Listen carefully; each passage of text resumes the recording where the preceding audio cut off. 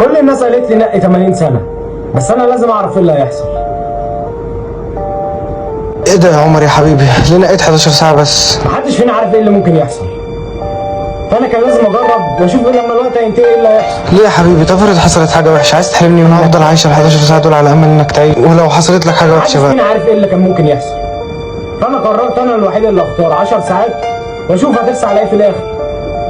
ان شاء الله يا حبيبي تطلع لك حاجة حلوة. مش مهم، انا دلوقتي رايح الجامعه.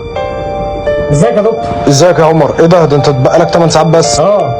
انا عايزك تعرف يا عمر يا حبيبي ان انت من اكتر الناس المجتهده اللي انا اشتغلت معاهم ودرست لهم، ولازم تعرف ان انا فخور بمعرفتك يا حبيبي. تمام، وانا كمان اتشرفت ان انا عرفت حضرتك. يلا يا عمر، هقول لها بالمعطوه هيموت ويريحني. بص، مبقاش في لازمه ان انا اتكلم معاك، انت اقل من ان انا ارد عليك. طب خلاص يا عم الكبير، امشي انت بقى وغور من وشي. ازيك؟ انا تمام يا عمر.